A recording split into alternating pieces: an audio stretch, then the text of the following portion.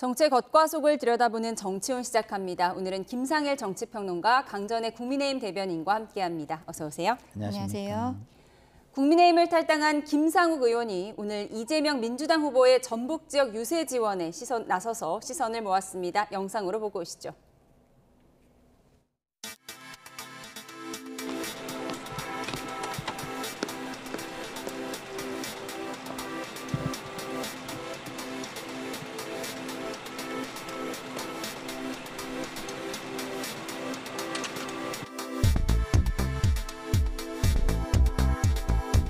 만에 하나라도 탄핵 기각이 된다면 저는 국회에서 죽을 때까지 단식 투쟁 들어갈 겁니다.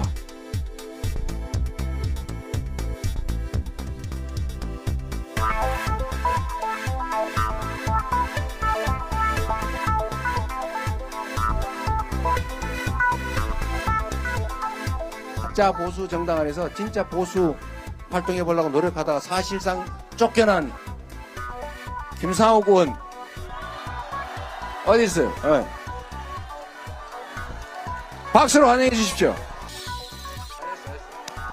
우리 이재명 후보님이 그래서 어떻게 보면 참된 보수주의자면서 또 참된 진보주의자입니다. 저도 이재명 후보님이 대통령이 되시는데 최선을 다하겠습니다. 감사합니다.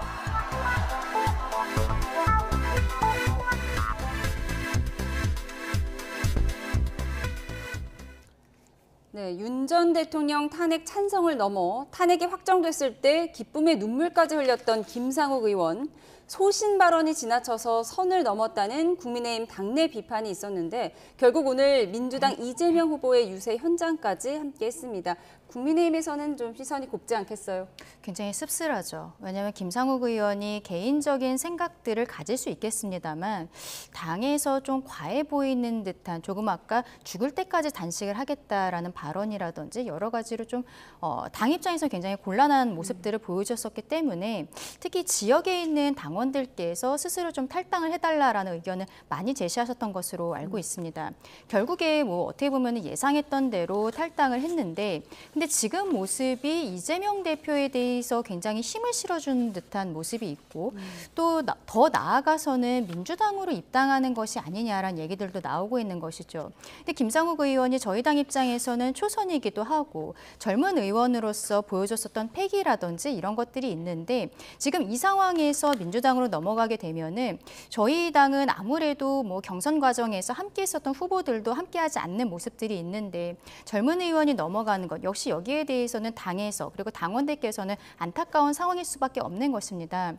김상욱 의원이 들어오게 된 과정은 국민추천제라는 제도를 통해서 공천을 받았던 것인데 결과적으로는 공천 과정에 대해서도 총체적으로 시스템 점검을 해야 되는 것이 아닌가 그런 생각도 개인적으로는 하고 있습니다. 네, 국민의힘 내에서는 소신파였는데 만약 민주당으로 가게 된다면 또 어떤 입장이 될지 궁금합니다. 이제 민주당으로 입당 절차는 뭐 시간 문제인 건가요?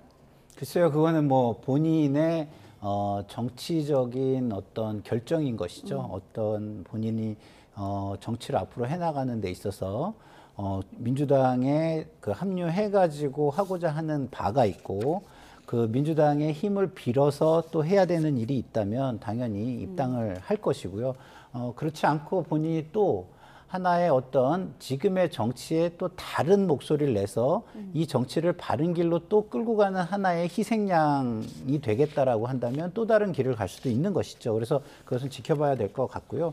어쨌든 보여준 모습은 굉장히 이재명 후보에게는 정말 큰 힘이 되겠다라는 생각이 드는 게 이재명 후보가 외치고 있는 게 있잖아요. 국민 통합, 포용 이런 건데 한 사람이 점 하나의 힘을 지금 보탠 거예요. 지금 보셨지만 포옹이 포용이 됐잖아요. 저 포옹하는 모습이 전달하는 메시지가 포용이라는 거를 그냥 머리로 이렇게 이해하지 않아도 그냥 보면 바로 느껴지는 그런 모습이잖아요. 그리고 반대로 국민의힘에는 그 한 사람을, 정치인 한 사람을 포용하지 못해서 그리고 포옹해주는 사람이 없어서 저렇게 다른 곳에 가서 포옹과 포용을 하는 그런 것이 되잖아요. 그래서 이 점의 힘이 되게 크다. 이게 님에서 점을 하나 찍으면 남이 되고, 그죠? 일에다가 밑에 점을 하나 찍으면 또 통합의 메시지가 되고 이 점을 잘 활용하고 있다는 생각이 듭니다. 예, 네. 포옹이 포용이 됐다고 하셨는데요. 그렇죠. 제가 조금 아까 국민추천제 이러한 저희가 공천제도 특이한 제도들에 대해서 다시 한번 살펴봐야겠다라고 말씀드렸던 것이 지금 김상욱 의원이 보여주고 있는 모습이 처음에 보수정당으로 들어왔지만 말하자면 윤석열 전 대통령의 계엄 그리고 그 이후에 탄핵 국면에 있어서 본인은 그것이 진정한 보수가 아니다라고 이야기를 하면서 탈당을 한 거잖아요. 거기까지는 어느 정도는 이해를 할 수가 있습니다. 근데 지금 보이는 모습들은 그런 것들을 넘어서서 그 전에 본인 역시도 국민의힘 있을 때는 이재명 대표에 대해서 좋지 않게 이렇게 판단하는 부분들이 있었는데 갑작스럽게 탈당 이후에 이재명 대표를 찾아가서 저렇게 포옹하는 모습을 보이고 그러면서 뭐 진정한 보수가 이재명이다라는 형태로 이야기를 하는 것은 애초에 가지고 있었던 정체성이 저희 당과는 맞지 않았던 것이 아닌가라는 생각을 할 수밖에 없는 것이죠. 그래서 제가 공천 과정의 문제까지도 다시 한번 살펴봐야 될 것 같다라고 말씀을 드린 것입니다. 네, 국민의힘을 탈당해서 민주당에 입당할 가능성이 높은 상황인데 그런데 김상욱 의원과 이재명 후보 서로 진짜 보수라고 치켜 세웠습니다. 네. 민주당에게 진짜 보수다 이렇게 얘기한 의미 어떻게 보세요? 일단은 보수의 길이라는 게 원칙을 지키는 거잖아요. 그래서 지금 민주당이 국민의힘보다는 상대적으로 원칙을 잘 지키고 있다라는 차원에서 한 얘기인 것 같고요. 좀 전에 뭐 그 등용문에 대해서 지금 말씀을 하셨는데 사실은 정치인에게 등용문도 되게 중요하지만 그 등용문을 통과해가지고 경기를 할 수 있는 경기장은 더더욱이 중요한 겁니다. 근데 지금 국민의힘의 경기장은요, 김상욱 의원에게 페어플레이를 할 수 있는 경기장이 아니에요. 왕따를 시키고 그냥 벤치에 그냥 앉혀놓고 기회도 주지 않고 뭐 이런 거거든요. 자신 있다면 거기에서 플레이를 시켜서 관객들이 좋은 선수인지 나쁜 선수인지 가리게 해주면 되잖아요. 근데 뭐가 두려워서 그렇지 못하느냐라는 비판을 받을 수밖에 없는 게 지금 국민의힘의 모습이기 때문에 그것을 정치인들을 어떻게 영입 내지는 발굴하는 시스템의 문제라고 얘기하는 것은 제가 볼 때는 좀 맞지 않는다. 그 정치인이 들어와서 경기를 하는 경기장을 잘못 만들고 특정인들에게만 돋보이게 하는 무대를 만들어 놨기 때문에 더 큰 문제가 아닌가. 이런 부분을 돌아보시는 게 더 낫지 않을까라는 말씀을 드리고 싶습니다. 잠시만요. 지금 이재명 후보가 전북 지역을 돌면서 유세를 벌이고 있는데요. 대학생들이 많은 대학가를 방문해서 청년 친표심을 공략하고 있습니다. 유세 현장 보시겠습니다. 이것도 15분가요? 자, 이제 연설을 시작해야 되니까 잠시만. 네. 자, 여러분, 제21대 대선 후보 이재명 대통령 후보께서 전제 도착하셨습니다. 여러분, 뜨거운 함성과 박수로 연설 청해 듣겠습니다. 존경하는 전주 시민 여러분, 전북 도민 여러분, 인사드립니다. 더불어민주당 대통령 후보 이재명입니다.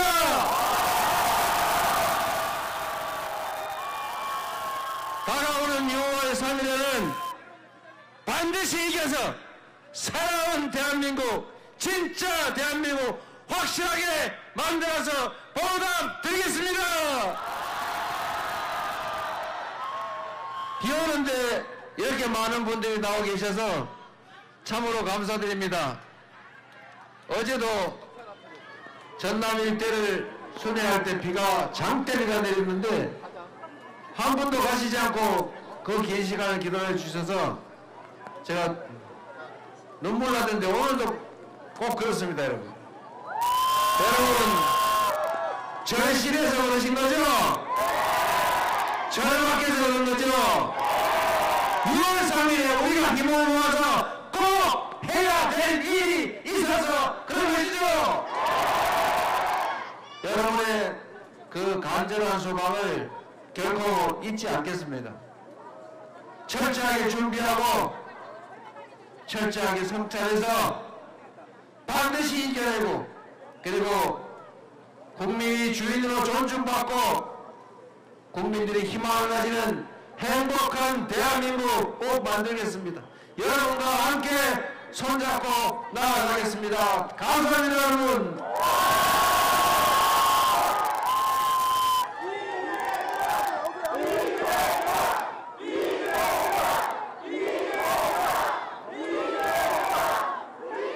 여러분이 이렇게 절박한 마음으로 함께하는 이유는 첫째는 나라가 걱정되어서일 것이고 둘째는 여러분의 삶과 자식들의 미래가 걱정돼서 아니겠습니까? 지난 12월 3일 밤에 정말 얼척이 없는 일이 벌어졌죠.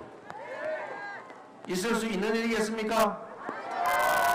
정말 바로 옆에 있으면 거시기 해보고 싶었는데 그럴 수는 없고 어쨌든 우리 국민들께 호소드려서 우리 국민들이 신속하게 국회를 둘러싸 주셔서 우리 국회의원들이 담을 열어서 결국 비상계엄을 해제했습니다. 그리고 우리 국민들의 그 위대한 저력으로 결국 그 폭력적인 윤석열 정권을 권좌해서 끌어내리지 않습니까? 얼마나 대단한 국민입니까, 여러분?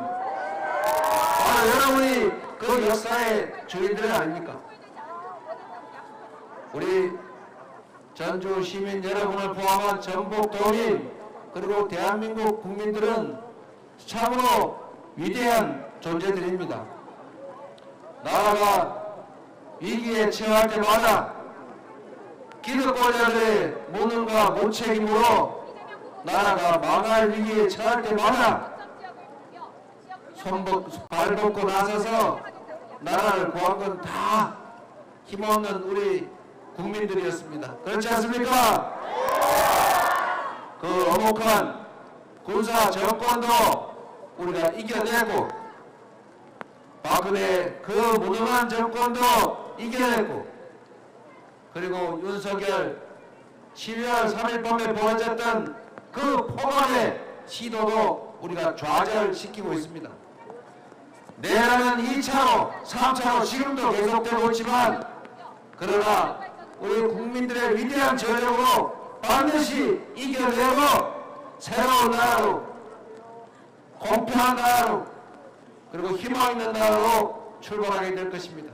6월 3일이 바로 그 첫 출발점 아니겠습니까, 여러분? 이 전북이 동학혁명의 발상지죠. 비록 그때는 미완의 혁명이었지만 결국은 그 영령들의 힘으로 다시 국민들의 나라, 평범한 백성들의 나라, 민주공화국을 우리 손으로 완성해 가고 있습니다.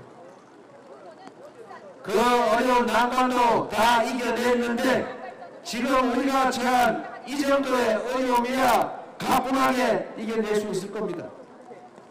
우리가 힘을 합치면 작은 차이를 넘어서서 서로 존재를 인정하고 단합하면 화합하면 지금의 이 위기를 기회로 만들어서 전 세계에 자랑할 위대한 대한민국 K-이니셔티브 세계를 주도하는 나라 만들 수 있다고 믿는데 동의하십니까, 여러분?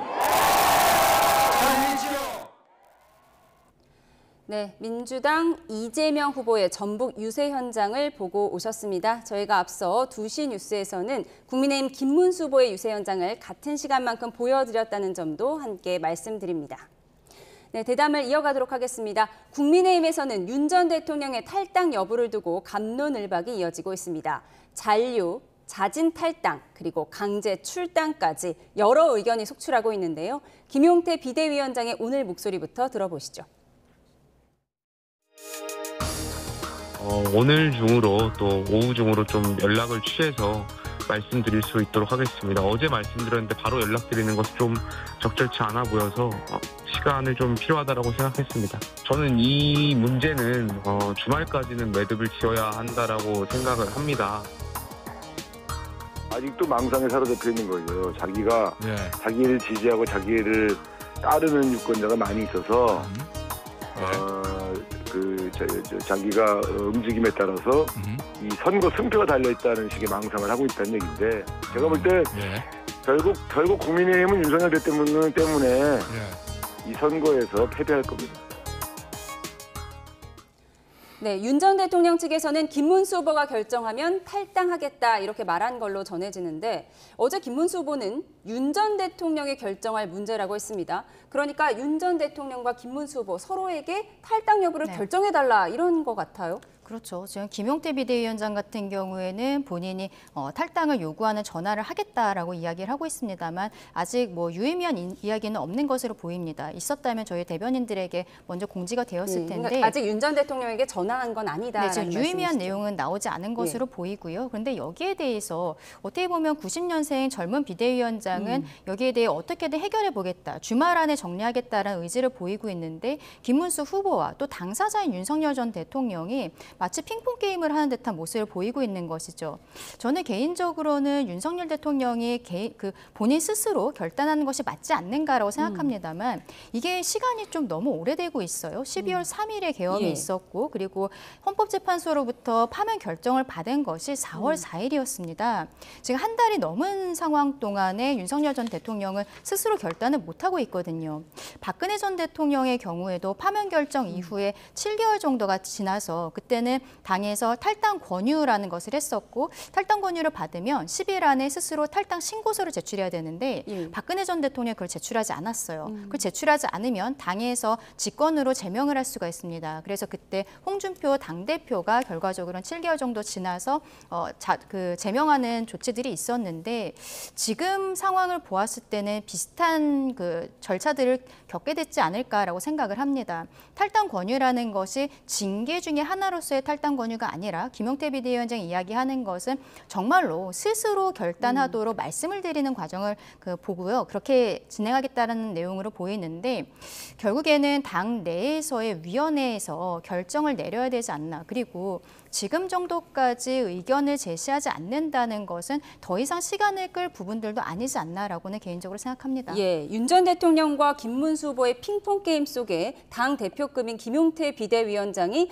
정중하게 윤 전 대통령에게 결단을 요청하겠다. 어제 이렇게 밝혔잖아요. 네. 시간이 없다 말씀하셨는데 이 상황을 어떻게 보세요? 시간이 없죠. 왜냐하면 윤석열 대통령은 제가 볼 때는 계륵이에요. 근데 계륵을 처리할 수 있는 방법이 세 가지입니다. 1번, 버린다. 왜? 이걸 가지고 있으면은 이거를 관리하거나 유지하는 비용이 더 많이 들기 때문에 버린다. 이거고요.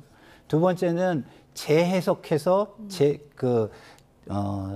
자산으로서 재창출한다. 이런 건데 그러려면 시간이 너무 많이 걸려요. 그리고 그럴 만한 지금 어떤 상황도 아니에요. 네. 그러면 두 번째도 어려워요. 그러면 세 번째 할 수 있는 건 시간을 끌어가지고 유야무야 하는 거예요.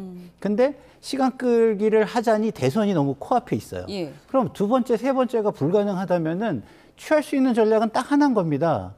말씀드린 대로 손절을 하는 거죠. 네. 버리는 거죠.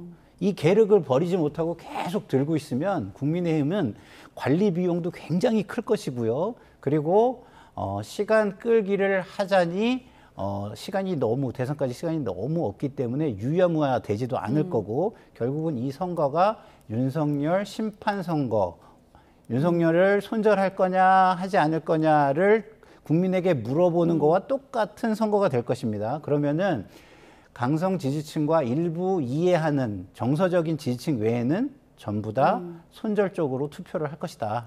라는 것을 알아야 한다 이런 생각이 듭니다. 계륵이니까 버려야 한다. 이 말은 강제 출당 조치가 필요하다 이렇게 분석을 그러니까 하신 방식은 거죠. 예. 빠르면 좋고 그리고 너무 거칠지 않으면 좋은 거니까 그러니까 그 사전 빌드업하는 과정이 좀 필요하겠죠. 그러니까 간곡하게 지금처럼 간곡하게 이렇게 메시지를 보내고 좀 알아들을 만하게 쭉 한 다음에 우리가 최선을 다했지만 방법이 없습니다라고 자르는 건데 중요한 거는 이 또한 너무 길어지면 대선이 너무 코앞이라는 게 문제가 되는 것이죠. 예. 윤 전 대통령은 선거에 도움이 된다면 나는 탈당할 수 있다. 언제라도 말을 해라. 뭐 이런 표현을 한 것으로 전해지고 있는데 우상호 의원은 지금 망상에 사로잡혀 있다. 윤 전 대통령이 자신이 탈당하면 마치 자신의 지지자가 빠져나가서 당의 선거에 불리할 수 있다. 이렇게 분석하는 망상이다. 이렇게 분석을 했는데 어떻게 보세요?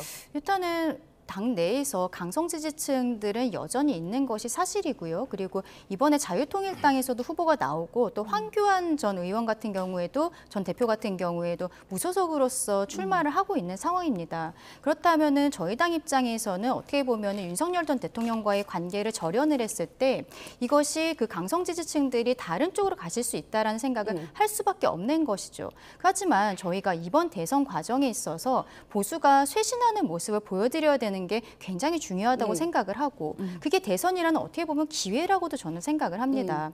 그렇다면은 이번 대선에서의 무슨 승리 이런 것도 당연히 중요하지만 앞으로의 나아갈 방향을 이야기를 했을 때는 윤석열 대통령과의 관계는 정확히 짚고 가야 되는 것이 있거든요. 다만 이번에 그 박근혜 전 대통령은 말하자면 개인적인 비리였다라면 윤석열 전 대통령은 비상계엄을 선포했던 것 때문에 파면이 되었고 그리고 비상계엄을 선포한 이유는 민주당의 폭주 때문이었다는 거예요. 근데 그 과정이 저희 당 입장에서도 민주당과 협치가 되지 않았던 점 어떻게 보면은 책임이 있다라고도 볼 수 있거든요. 하지만 이런 것들에 있어서 그동안은 시간을 들였음에도 불구하고 윤석열 대통령 측에서 정리를 하지 못한다면 당 입장에서는 어쨌든 단호한 모습을 좀 보여줘야 되는 시기가 오지 않았나. 저는 개인적으로 약간 늦지 않았나라는 생각도 하고 있습니다. 늦지 않았나 이런 우려도 있다고 하셨는데 늦더라도 윤 전 대통령이 탈당이나 출당을 한다면 그럼 국민의힘 대선에 도움이 될 거라고 보세요? 이준석 의원은 도움이 되지 않을 거다 이렇게 분석을 했더라고요. 이번 선거에는 도움이 안 될 가능성이 크죠. 그렇지만 100% 안 된다고 볼 수는 없는 겁니다. 정치는요, 살아있는 생물이라 어디에서 어떤 일이 터져가지고 어떻게 상황이 발전해 갈지를 모르는 게 정치예요. 근데 아예 사람들이 거기에 주목도 하지 않고 신경도 쓰지 않은 상황이면은 아예 그런 일 자체가 없어요.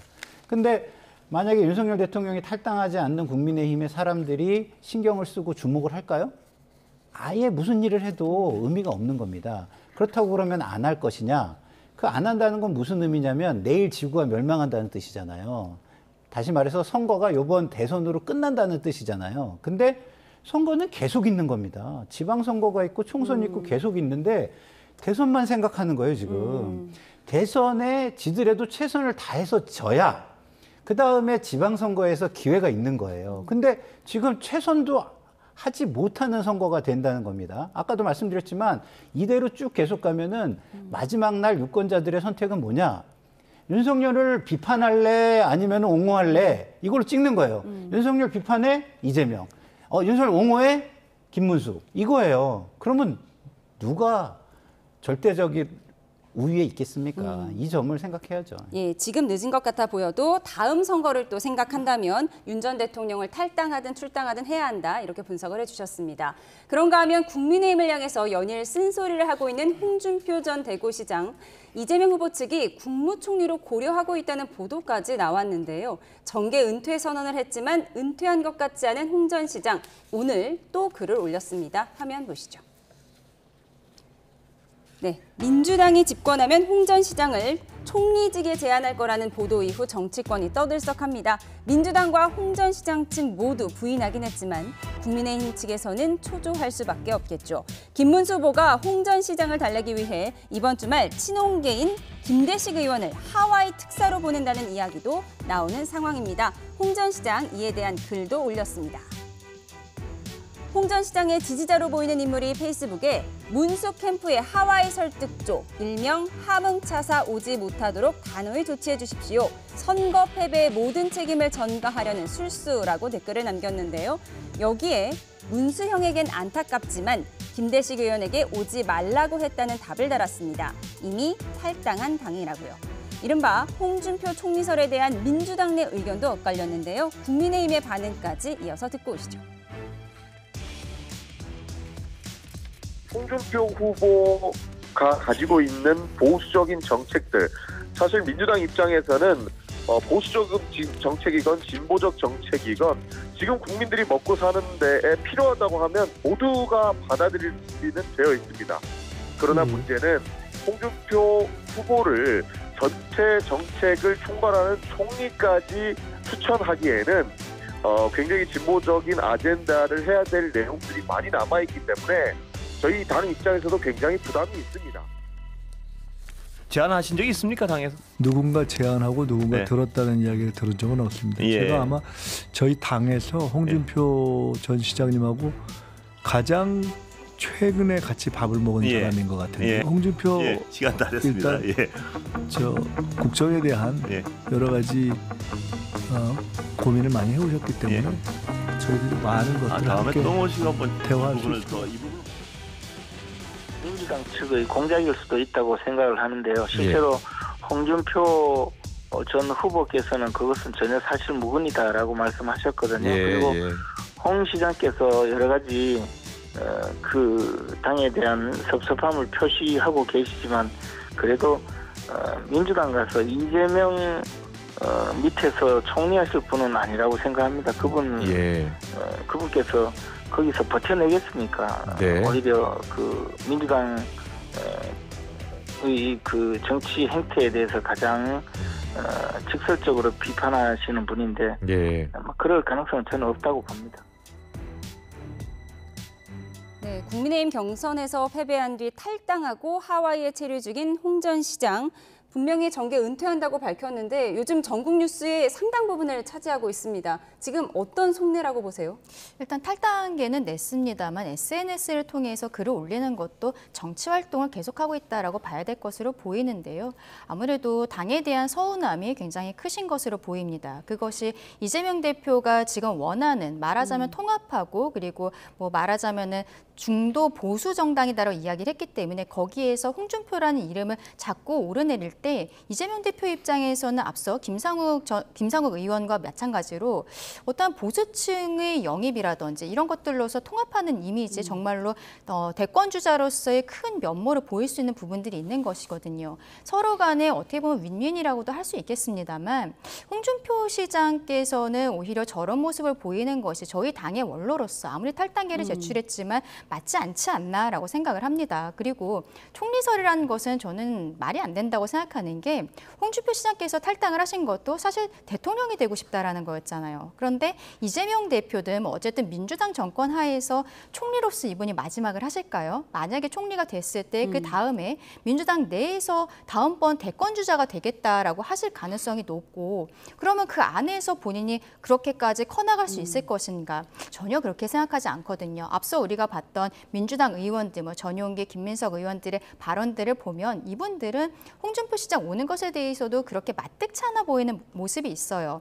마치 홍준표 시장의 그 정책 브레인이었었던 이병태 카이스트 교수가 본인 SNS에는 이재명 대표 캠프로 간다라고 글을 길게 쓰셨는데 이재명 대표 측에서는 민주당에서는 받지 않는다라고 이야기를 하면서 굉장히 좀 머쓱해진 상황들이 있었거든요.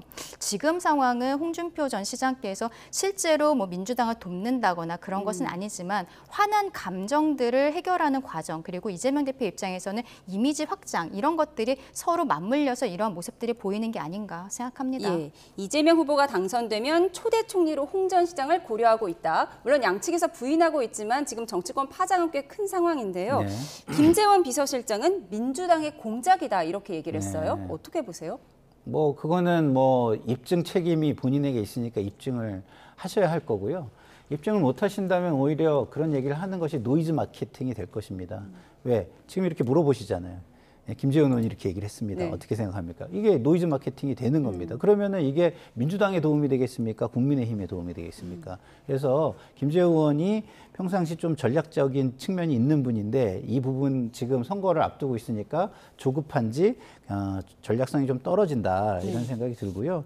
홍준표 전 시장은 이런 겁니다. 기본적으로 국민의힘이나 민주당이나 뭐 비슷할 수는 있으나 이렇게 공정하지 못하면 내가 여기에서 다시 무슨 일을 해볼 수 있겠느냐. 물론 민주당에 가도 어려움이 있을 수 있겠지만 그래도 상대적으로 국민의힘보다는 공정한 경기장을 만들어준다면 나는 자신 있어. 이런 자신감을 가지고 있을 수는 있는 거예요. 그렇기 때문에 이것이 마치 지금 홍 전 대표의 뭐 억울함 이것만 자꾸 가지고 섭섭함 이것만 가지고 얘기할 건 아니라 국민의힘이 어떤 그 플레이어들을 대할 때 공정한 경기를 할 수 있는 경기장을 만들어줄 수 있다는 믿음을 줄 수 있느냐 이런 부분을 돌아보는 게 훨씬 빠를 것이다 이런 생각이 듭니다. 예, 홍 전 시장 대선 끝나고 돌아가겠다고 한 상황에서 홍 전 시장의 측근으로 분류되는 김대식 의원이 모레 미국으로 간다고 하더라고요.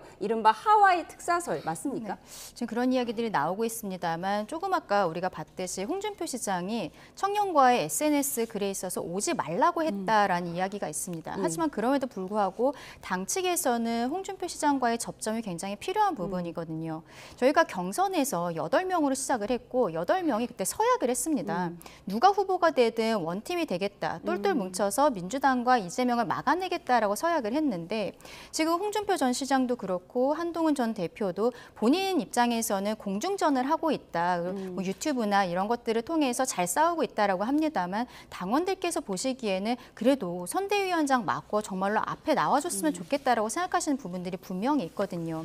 근데 홍준표 시장이 최근에 이런 것들을 넘어서서 이재명 대표와 함께하는 듯한 이런 이미지를 주는 것은 저희 입장에서는 8명이 함께하지 못한 것을 넘어선 뼈아픈 부분이라고 생각을 합니다. 그러면은 저는 개인적으로는 김대식 의원이 완전히 여기에 대해서 어떤 설득하는 과정은 실질적으로 어려울 것이라고 생각합니다면 가서 감정적인 부분들을 좀 누그러뜨리는 부분들이 있지 않을까. 적어도 글에 계속적으로 당에 대해서 안 좋게 쓰시는 부분들, 당에 굉장히 서운함이 많으신 거거든요. 여기에 대해서 오해는 풀 것은 풀고 이렇게 와야 되지 않나라고 김대식 의원이 생각합니다. 홍준표 후보를 데려올 수 있다고 생각하세요? 저는 오시지는 않을 거라고 생각해요. 하지만 가서 당에서 본인을 버렸다라고 지금 생각을 하고 계시기 때문에 당에서 사람이 비행기를 타고 하와이까지 간다는 것은 쉬운 일이 아닙니다. 또 대선을 앞두고 있기 때문에 왜 왔는지도 잘 아실 것이고 그러면 얼굴을 보고 본인과 친한 사람이 와서 다독여졌을 때는 적어도 당에게 그 내부 저격을 하는 글 같은 것은 좀 자제하실 수도 있는 부분들이 있거든요.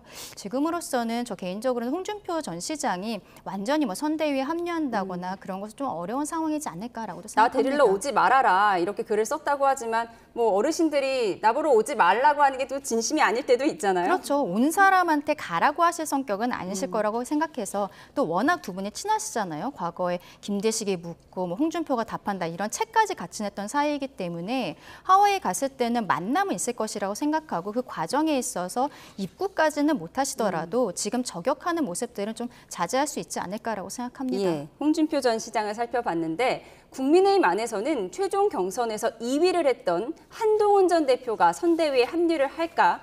한다면 언제 하게 될까? 이 부분에도 관심이 쏠리고 있는데요. 안철수 의원의 이야기부터 듣고 오시죠. 과자 먹는 라이브 방송, 바로 이걸 말하는 거죠.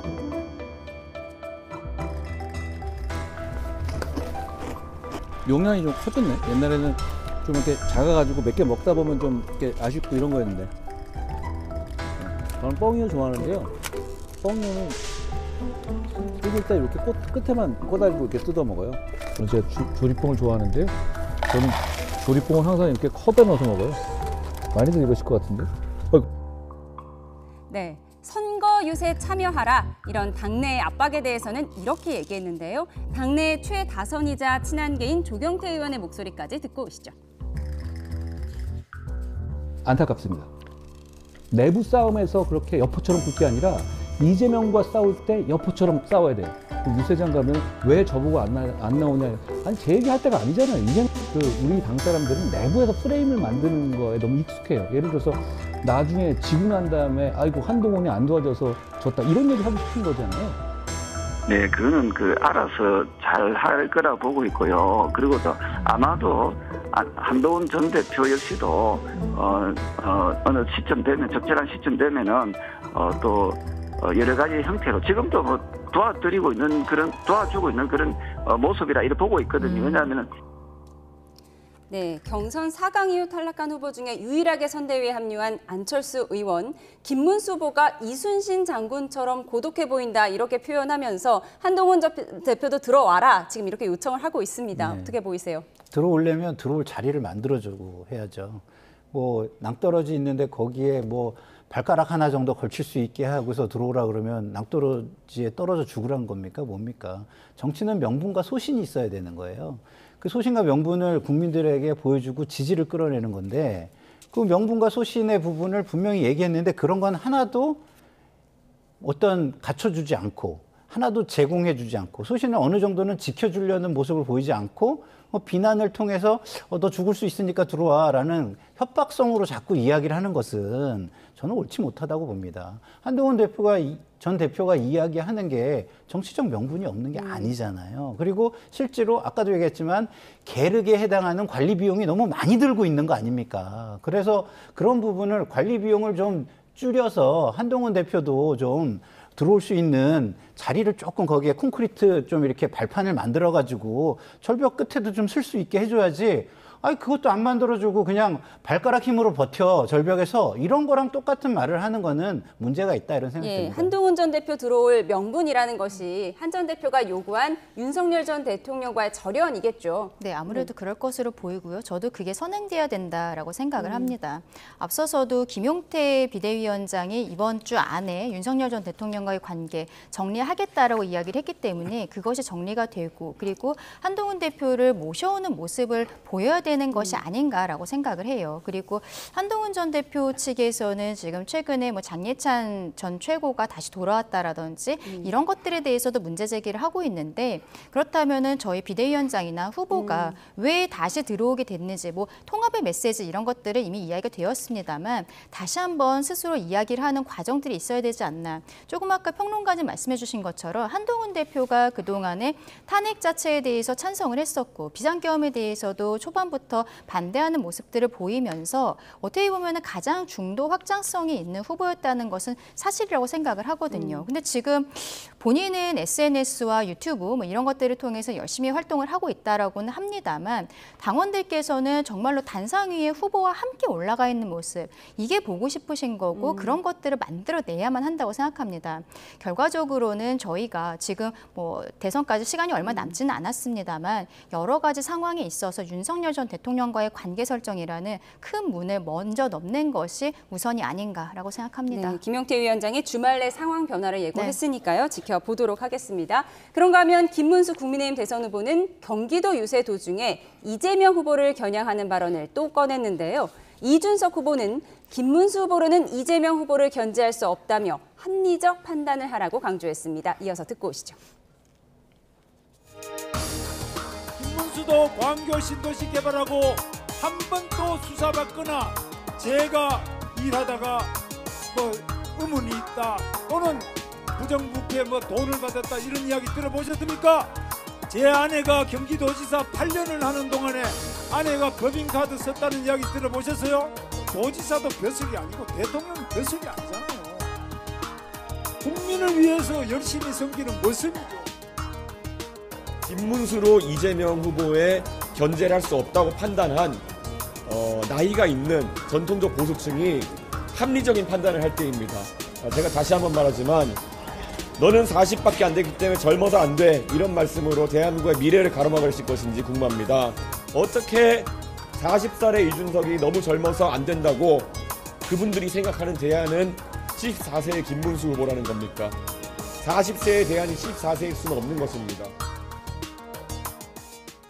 네, 김문수 후보는 본인이 경기도지사 시절에 광교 신도시를 개발했지만 그동안 의문사나 구속된 사람은 한 명도 없다고 강조했습니다. 누구를 겨냥했는지 좀 뻔히 보이죠. 그렇죠. 마침 우연히도 경기도지사 출신 두 분이 1당과 2당에서 후보로 나온 상황이고 김문수 후보가 그 이전에 재선으로서 8년 동안 했었던 상황이 있습니다.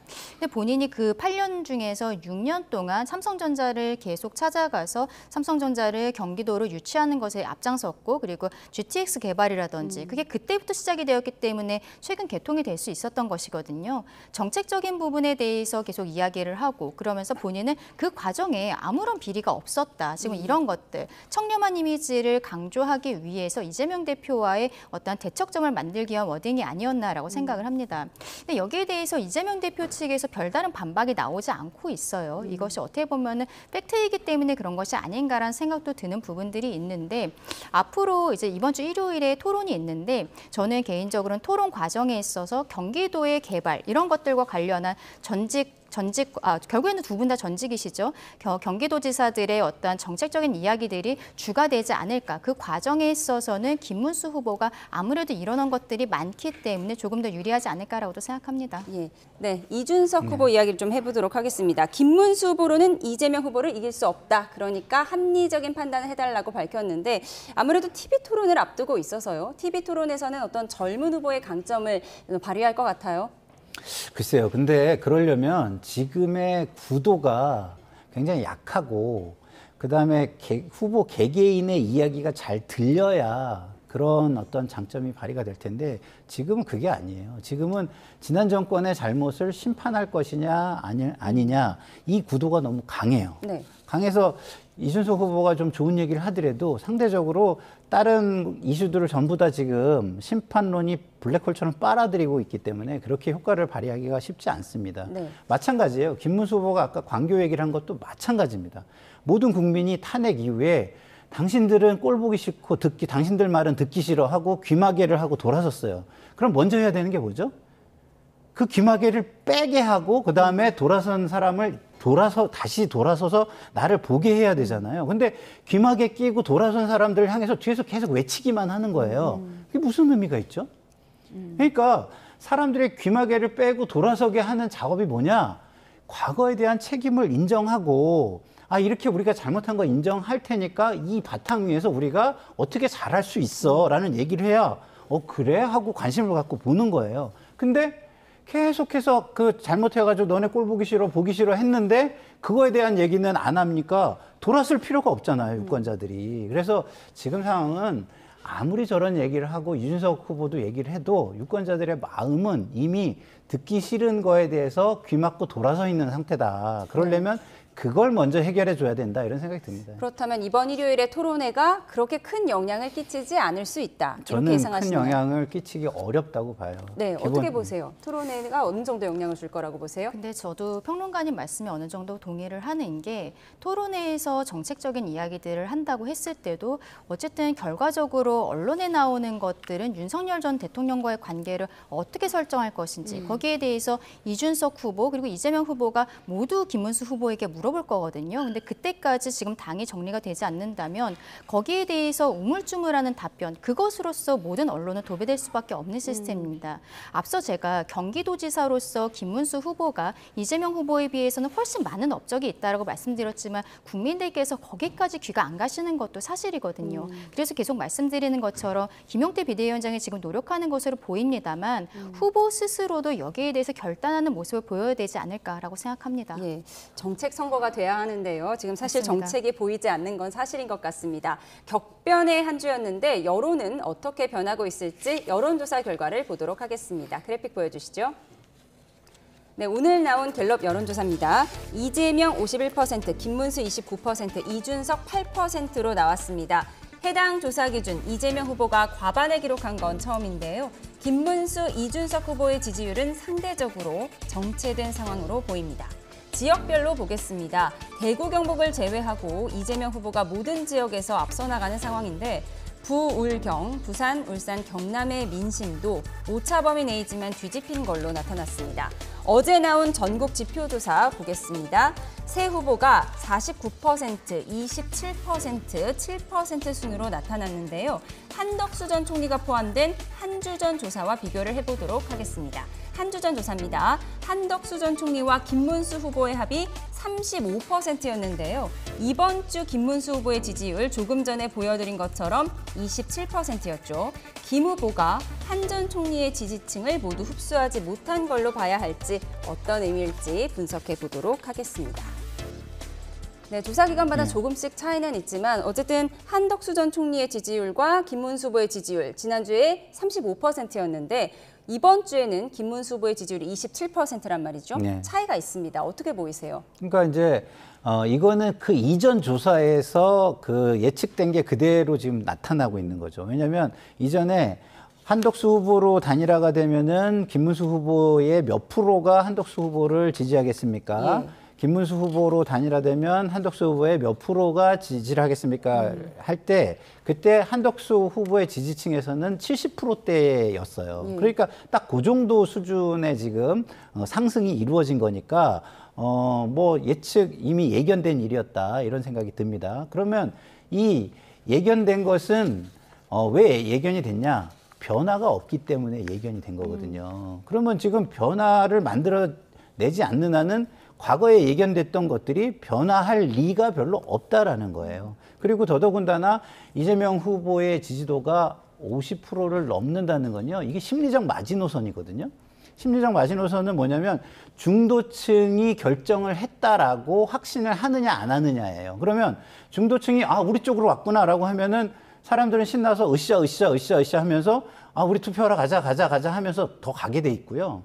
그리고 중도가 결정을 끝냈다라고 하면 이번 게임은 틀렸네라고 생각하고 지는 쪽에서는 투표를 더 안 할 가능성도 더 높아질 수도 있는 겁니다. 그렇기 때문에 제가 볼 때는 지금 시간이 없다 계속 우리가 얘기하는데 정말로 시간이 없는 겁니다. 희망사항만 현실은 보지 않고 본인들의 희망사항만 머릿속에 넣고서 그 희망만 계속 꿈꾸고 있는 것은 선거 운동을 실효적으로 그리고 효율적으로 하는 것이 아닐 수 있다라는 걸 좀 깨달아야 되지 않나 싶습니다.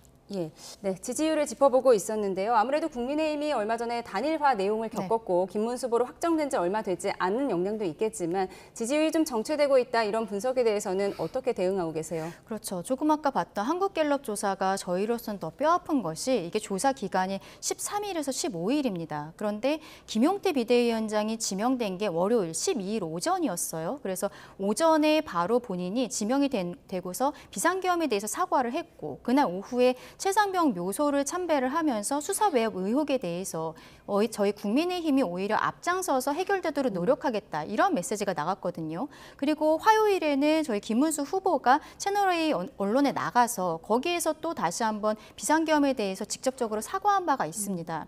그럼에도 불구하고 지금 이재명 대표와 22%포인트 차가 있었다라는 것은 아직도 중도에서는 돌아오지 않고 있다. 저희를 쳐다봐주지 않고 있다라고 생각하는 것밖에는 이건 답이 나오지 않는다고 생각을 합니다. 앞서 한덕수 후보와 김문수 후보가 둘로 따로 나눠져 있었을 때 35%가 나왔지만 이번에 27%로 오히려 8%포인트가 빠졌다라는 것은 한덕수 후보가 당시에는 조금 더 중도 확장적이다라는 이미지들이 있었거든요. 결과적으로는 함께하지 못하게 됐지만 이낙연 전 대표를 만난다라든지 정대철 헌정회장과의 계속적으로 교류가 있었다라든지 이런 좀 개헌적인 모습들이고 그리고 중도 확장적인 특히 민주당 쪽에서도 비명계 세력과 연대할 수 있는 이런 모습들이 열려 있는 것으로 보였는데 지금 김문수 후보로서 단일화가 된 이후에는 한덕수 후보가 함께하지 않는 것들도 있지만 중도 확장적인 모습들이 나오지 않고 그리고 윤석열 대통령과의 관계에 대해서 정리를 못하고 있기 때문에 비상계엄 자체에 대해서는 김문수 후보도 계속적으로 잘못됐다라는 것은 얘기를 하고 있었어요. 근데 탄핵에 대해서 반대했던 것들이 국민들께서 지금도 그 생각을 갖고 계신 것인지 궁금해하시는 부분이거든요.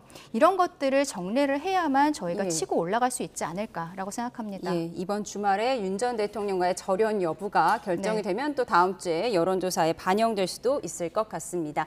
네, 정치원 여기까지 듣겠습니다. 지금까지 김상일 정치평론가, 강전의 국민의힘 대변인과 함께했습니다. 고맙습니다.